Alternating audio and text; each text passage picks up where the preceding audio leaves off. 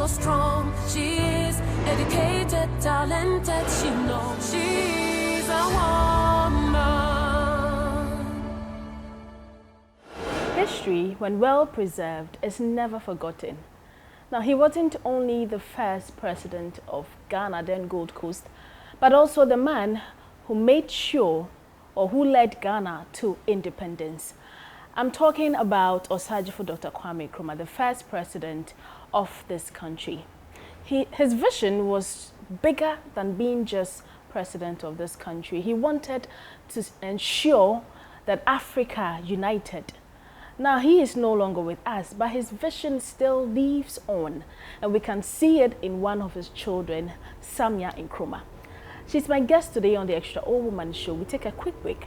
We'll be right back. She's beautiful, so strong. She is educated, talented. She knows she's a woman. Have you had any influencing factors because of who you are? Yes, of course. Who I am helped me. As I said, at least the goodwill was there. The goodwill and the willingness, yes, to give me a chance. That opens people's heart up to you, to listen to you, to give you a benefit of the doubt. No doubt about it. But of course, it has not been easy. You know, because as in all countries, the political establishment is there. And when you come as an outsider with a different way of doing things. You are not an outsider, and you came... I came in as an outsider. Yeah, but we know you are not an outsider. Yes. And you came, and eventually you headed the CPP. Yes, yeah, I came. Yeah, I came in the party. I looked around. I thought, how do I do this thing? How do I come and make my contribution to reviving Kwame Nkrumah's ideas? So yes, I saw there was a small party, but that held the same name as the original CPP. Mm-hmm. So it was natural for me to gravitate there.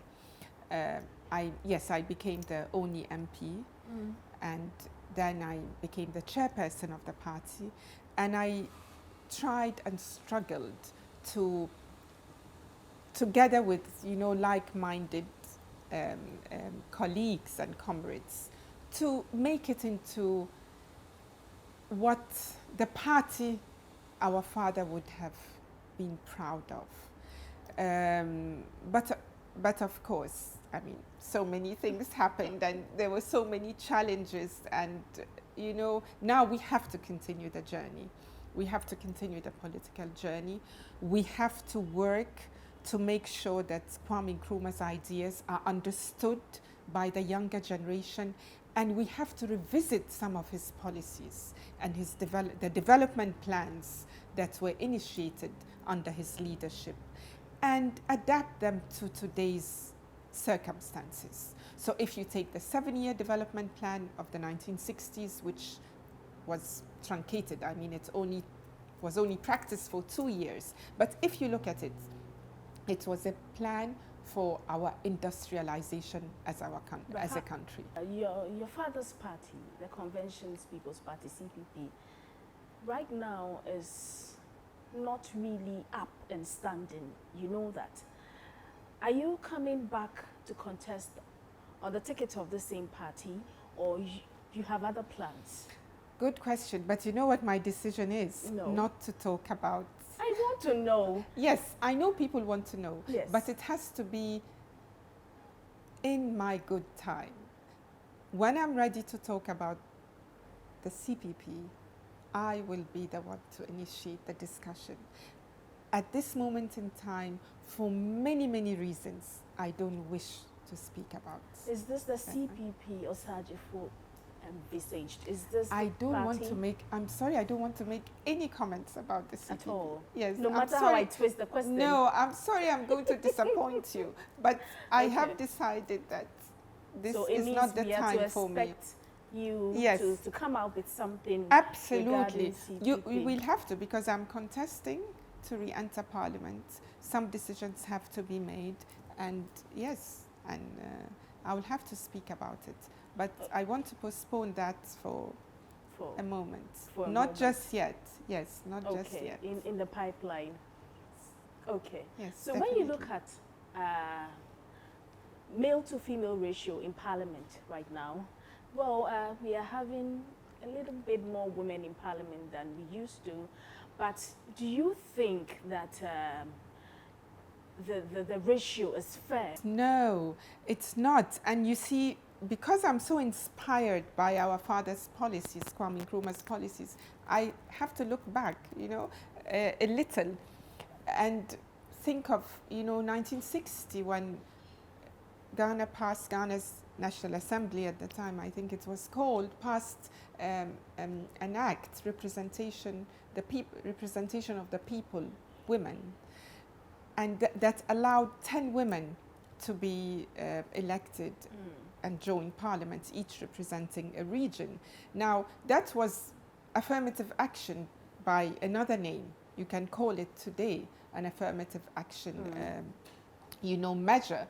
And I'm bringing this up to say that nothing will change much, or it will take a very long time to change if we don't have an affirmative action initiative to put more women into assemblies, districts or municipal assemblies, into parliament, into all kind of leadership positions. So we need to have an affirmative action policy. That is what many countries have gone on to do. Look at Rwanda, if you want more women in decision making, that's what you have to do. And because we must be in decision making. of course, because historically and for many reasons, it could be education, it could be income. There are many reasons why women are lagging behind, and this reason, and we cannot correct these reasons overnight. They will take time, but that is giving education to, or providing education, quality education to everyone, is a way of propping up women too, because indirectly, yes, that means because when you are educated, you have the confidence to venture into more fields. So you spoke about education being one of the contributing factors that will push to have more women in parliament, which I agree with you totally. What are some of the factors or measures that we can put in place to ensure that we have more women in parliament or in decision making? Yes, we mentioned earlier, there has to be an affirmative action policy. So the bill is yet to be passed, but that is a must. And that's what we did in the past when there were no women in parliament in the 60s, and that's what we have to do. So it's not that we have not done it before. We've done it before. Almost every policy that's good for this country, we have initiated it in the past, So affirmative action, it's a must. But another thing we can look at also is our electoral system. I think we have to start thinking about proportional representation. Currently our system is simple majority or first past the post. So the one who gets the most votes, even by one, you could win even say parliamentary elections. You could win by one vote. You could. Yes. I don't know if it's happened, but anyway, you could. 10 votes. Yeah, it's 50 plus 1. Yeah, no, but that is presidential. Okay. But I'm talking about parliamentary. Okay. Parliamentary and assembly, I think it's just simple majority. You could win by 10 votes. Which you think is wrong? It's not wrong or right. What I'm saying is, if we consider proportional representation, which is another, let's say another electoral system, another system that you can apply to the electoral process, whereby, for example, the top 3 candidates who get the most can be in parliament. So not just the simple, I'm simplifying it. It's a bit complicated, and there are different types of, there's a quota system, for affirmative action you can introduce quotas. But yes, but proportional representation is one way of allowing not just women and also minority parties or minority groupings to get in, because it's not just the one who gets the highest votes who goes in, but maybe there's a threshold. So you could have several people in parliament who did not win the outright majority but came second or third, and this would allow different views to be represented, you know. So there's not just one winner, technically speaking, but there's more than one. So I think it's something we have to consider in the years to come. I think more women will be able to be part of decision making in our assemblies, in our parliament, and that could pave the way, you know, for... Well, there are just a few men now warming up to that idea that it's okay to have the same salary with my wife, drive the same car, be on the same financial level with my wife. But I understand what you're saying, but I honestly think this is outmoded. I look at young people, you know, I look at, you know, young people and the way they think is your best guide to what's coming. I think young people, most of them, of course there are always exceptions, they are forward thinking, you know, they share more information, they are open to all this. I can't see many young people thinking like that. I think the new young African or even, you know, citizen of the world would be very comfortable with women, you know, being on an equal footing in every endeavor. I think so. And we've seen in many cases where, you know, in some wealthier countries that women's participation actively in decision making and in every avenue of life does not diminish from a woman's femininity.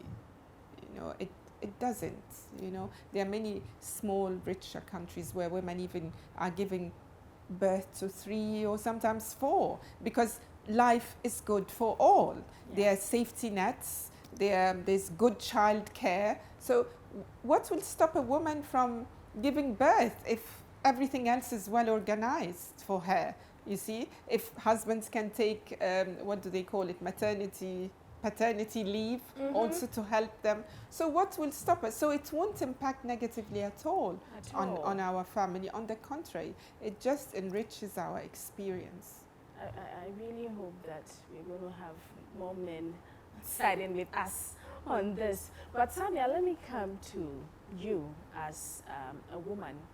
If you weren't the daughter of a president, if you had no political affiliations at all, do you think you would have still wanted to be in politics? Would you have still wanted to be part difficult to answer, because of course I've got to understand Kwame Nkrumah's ideas, and that has influenced my whole outlook. You don't call him father? Yes, sometimes I do. Okay. Sometimes I don't when I'm referring to him politically, because he's also my leader, my mentor. So yes, sometimes I do, sometimes I do. He will always be my father, but he's something else besides Greater that, you than know. your father. Yes, he's something else, definitely. And so I don't know, but I know that there are a lot of Africans who've been inspired by him. Yes. Who are not related to him by blood, but who've been very inspired by him. So I don't know, I could have been one of them. I'm an Nkrumahist by conviction, not just by the incidents of my birth. Yes. Oh, that's nice. Yes. So I don't. I could have still become an Nkrumahist by conviction, even if I were not related to him. Your father's dream was to see a united Africa. Do you think it's possible? I think it's inevitable. Not just possible, it's inevitable. And there are many developments in these years that are showing that that is what the continent is looking at, you know. The African Free Trade, the Continental Free Trade Agreement, at least it shows intent, even if we are struggling to implement. But you can see that that is where the minds are going. It makes sense that we can be more productive and we can raise the living standards of our people, which is what we want to do more than anything else. We can do that as we work more closely together. And I believe as the African becomes freer, because even though we gained political independence, but we were in the course of, or working at gaining our social, economic, and cultural independence. Mm-hmm. You know, that political independence, our father used to say, was just the first step. You see, but it's that gives you the freedom to choose how you implement policies that will give you full freedom, economic independence, social, and so forth. So as we become freer, we will gravitate towards unity, because it is colonialism that divided us into small units. And our father again used to say, economically unviable. Because if you take a country like Ghana, Togo, Benin, negotiating with China, the EU, India, the US, where are you? So as we become freer, as the African mind becomes freer, we will gravitate to the ultimate freedom. And that is reversing what our colonial masters imposed on us against our will or without our permission, you see? So ultimately we are gravitating to this. It's true, we were not, who made us these small countries? Who divided us? Not us. So I think as we become freer, we will gravitate more and more. And as I was saying, there are many ideas from the 60s that we are bringing now. The free trade agreement, the continental markets. I mean, that was put on the table by Ghana under Nkrumah in the 60s to the Organization of African Unity, which is today the AU. Talking about common currencies, that was also put on the common citizenship. All these things are not new. They are not new, and that comes to my question. You seem to sort of echo policies that were made by Osaagyefo Dr K. Do you have your own policies coming or wanting to come back to the decision-making tables? Good question. Or you just want to echo what Osaagyefo No, good question. We are echoing or revisiting Osagyefo's policies or ideas because they made so much sense. So how about yours? Yes. No, I'm coming to that. Yes. See, you know, because when you have a good plan and it's discarded, but it's there, I mean, you can't help but, you know, look at it. When you are running relay, have you ever been part of a relay competition in sports? No, okay. No. So I don't think I can fit. You just have to have muscles. Short distance. Now, you're running, you have to turn back and take the baton. You can't take the baton looking forward. You have to glimpse back. So this looking back is so important. You pick up the baton and hold it tight and run as fast as you can. But you have to turn back and take that baton. So it's the same thing with these ideas. You know, if you have a good idea that has not been implemented or has been truncated, but it was very good, very relevant, timeless, I would say, timeless good message for your people, then you cannot just let it go. But because decades have passed since then, obviously there are new issues. Now what are they? It's very simple. Today we are talking about the environment. You see, today where we would add to the 7-year development plan is the environmental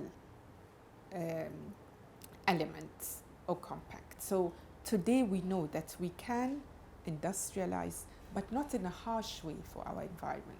You know, today we know that we can use all other sources apart from only the hydro or nuclear. We can use other sources to generate power, solar, wind, and so forth. So this is what we bring in. This is what we can add in. Today we have technology, the fourth revolution, industrial revolution.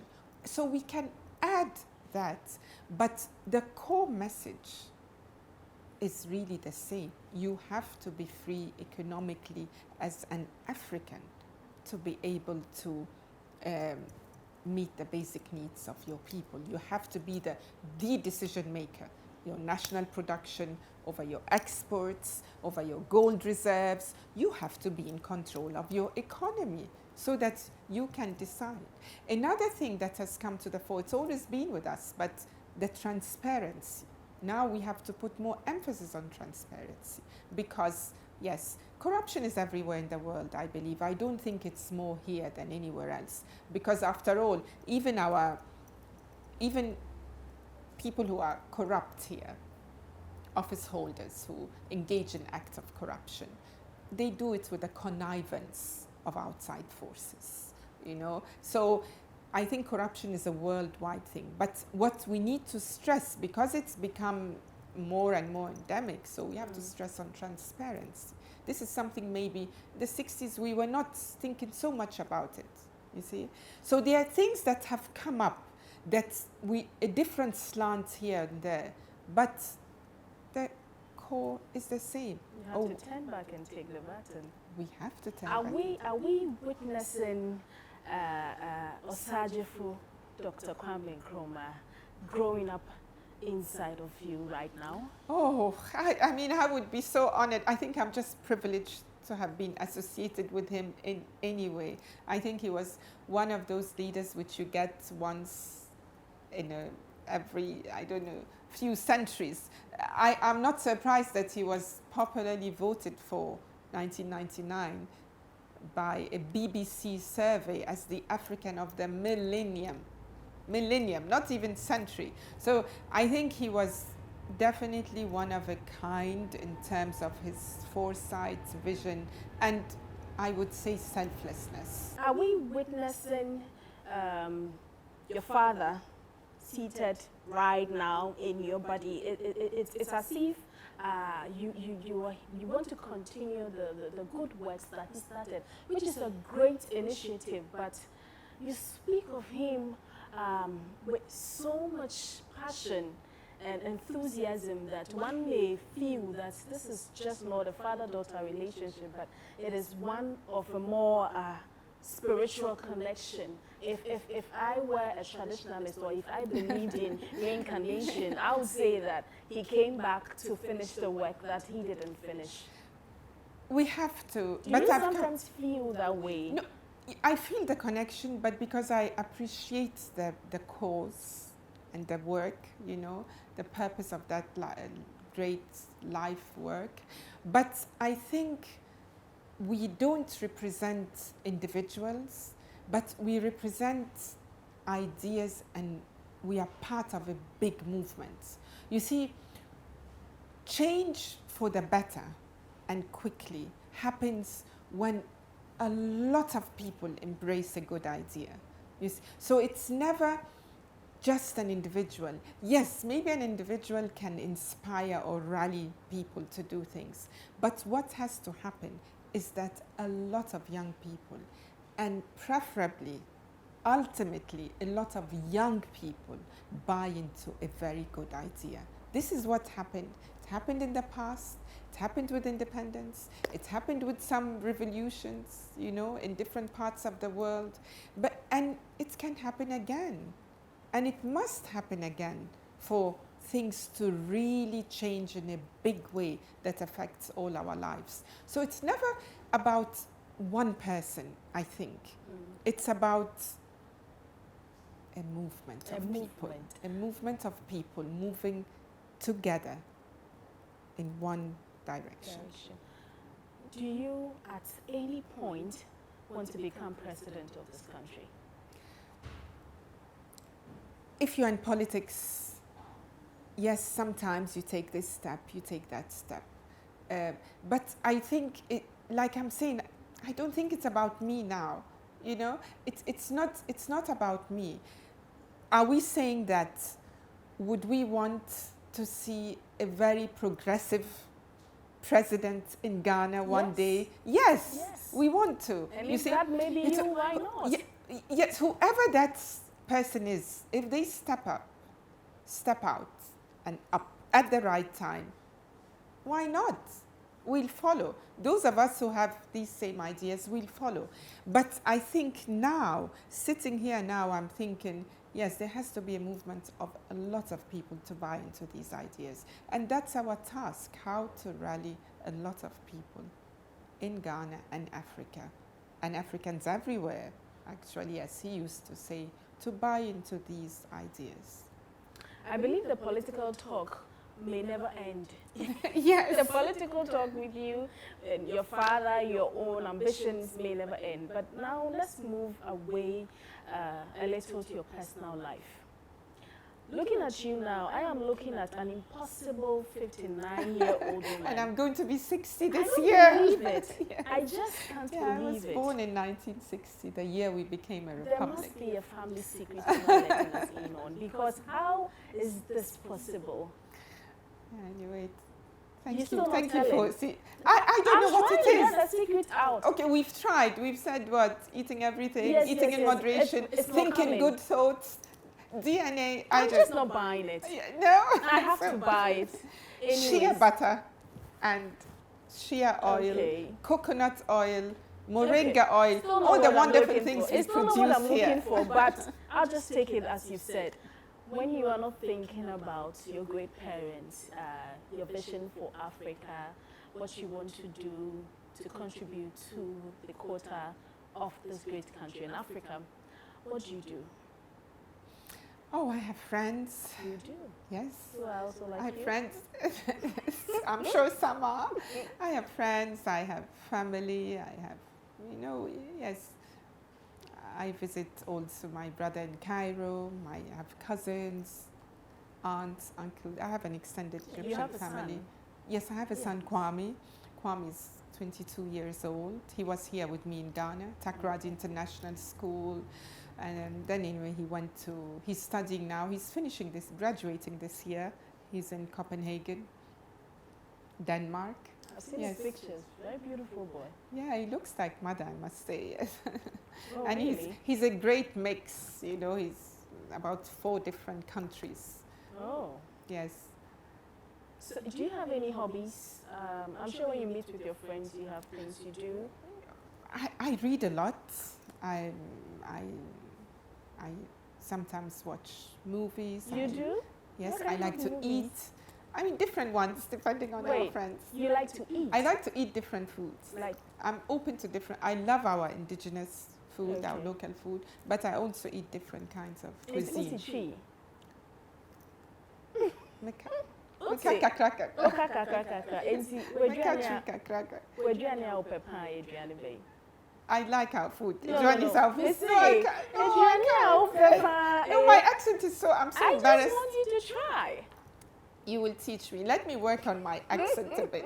I Okay. don't want to speak badly. No, we will forgive you. No. Just At the try. right time. Try. I have to. This is one of my goals. So Okay. we'll Okay. meet again and Okay. we'll speak pure Twi. Okay, so Yes. tell me, what's your favorite food? No, our local. Local food. I like, of course, any kind of soup with fufu, but especially Also, ubunu. I love what our I'm green. hearing is for you, huh? Yes, I love our green soup. What did you call it? Ubunu. Oh, say ebunu. Ubunu. Okay, all right. I I'll give you a love 6. that. I Okay. love that. You know what's made from contomere? Yes, Contomere, yeah. cut very finely. Yeah, but I think it's good and it's nutritious. So you have the vegetables, it's you have the healthy. soup, you have the. Anyway, our food is not fattening if we don't exaggerate. Okay. Because if you think of what is fufu, boiled plantain, boiled cassava, Mhm. I mean that can't be fattening. It's It just the can't be quantity. too It's much just the carbohydrate. quantity. Okay, the You see, quantity.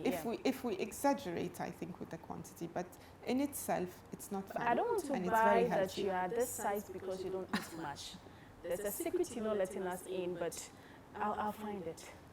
Okay, so you like to eat fufu. Yes, with any but I kind like of banku soup. and okra too very much. So you like the fatty foods, but look at you. I just take Milo and I'm just poof Oh, like but that. but here too, we don't like very thin Yeah, I'm an African woman. sticks. So Yes, it's and I how think am. it's beautiful. I think here in Ghana, in fact, if I lose weight, I feel terrible. We You lose weight. believe you me, I could lose weight, yes. When we are campaigning and you are going the up and down, pressure. yes, in our rural, communities, the pressure, the heat, moving up and down, I actually lose weight. So I have to wake up. Okay, so eating fufu with any kind of soup. You said you like to watch movies. Yes. What kind of movies? No, any really. It's friends. I have friends who are interested in films and they just, put things on. It seems like you don't really have a routine for yourself. No, I mean, we're talking about leisure, and I'm just saying that many things make me relax, but mostly good friends. I mean, friends make a difference. You will enjoy doing anything with friends, whether it's eating or watching a movie or... Okay. Are you still married? I am indeed, and a lot of people don't know that because, maybe there are a number of reasons. My husband goes and comes, he's not always in this country, but also because I made a decision not to bring my husband into public life. Of course, initially we did that because our son was young and I just didn't want him to be, with all the confusion and chaos. Politics is rough and you have to accept that and deal with it, especially as a woman. Yeah. And very often you get some, attacks below the belt. And I just wanted to shield the family away from it. And it's not uncommon, even in many parts of the world, where you don't really hear about the husbands of women in politics. I think it's a good, or their children even for that here, matter. You're not the only woman in politics. Yeah, exactly. I think it's a good it protects the family, and so I think it's healthy. So that's why a lot of people don't know. But of course, maybe the fact that also my husband is not always in Ghana also adds to that. I just want to ask you a random question.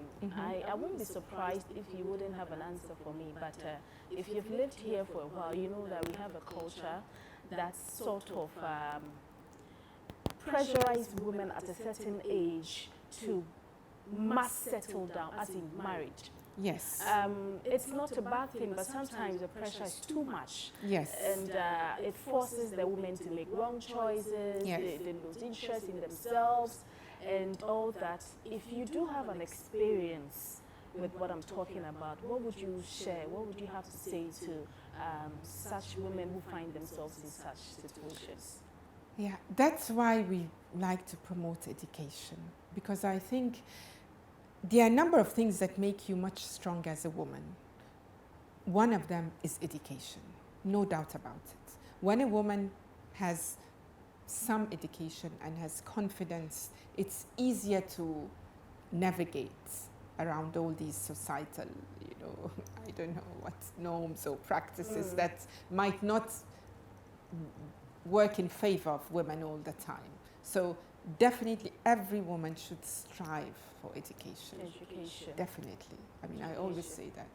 Another thing is, of course, a purpose in life, or being part of something bigger than yourself, because that also keeps you grounded and it somehow cushions you from, people thinking that you've got nothing to do in life, or waiting for something to make you happy, or to make you, I don't know, fulfilled, or to make you even productive.